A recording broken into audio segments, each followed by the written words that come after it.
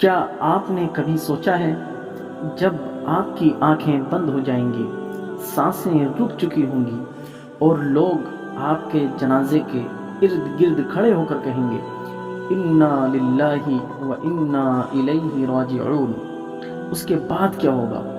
پیارے دوستو، موت ایک اٹل حقیقت ہے، اس سے نہ کوئی بادشاہ بچا نہ کوئی فقیر، کیونکہ قرآن کہتا ہے کل نفس ذائقۃ الموت، ہر جان کو موت کا ذائقہ چکھنا ہے۔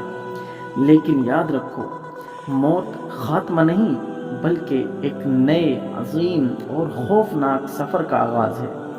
جو ہی انسان کو قبر میں رکھا جاتا ہے، نہ ماں ساتھ ہوتی ہے، نہ باپ، نہ دوست، نہ دنیا کی عزت، بس تنہائی، اندھیرا اور دو فرشتے ہوتے ہیں، اور وہ فرشتے آ کر سوال کرتے ہیں من ربک، ما دینک، من نبیک۔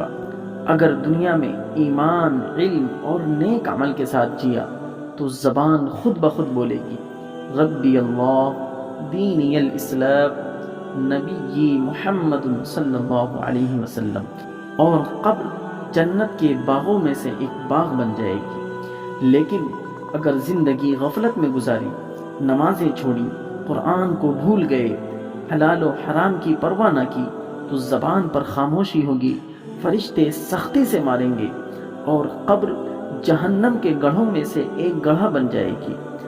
محترم سامعین اکرام، اب فیصلہ آپ کے ہاتھ میں ہے، دنیا کی وقتی لذتوں کے پیچھے دوڑتے رہنا یا مرنے سے پہلے مرنے کی تیاری کرنا۔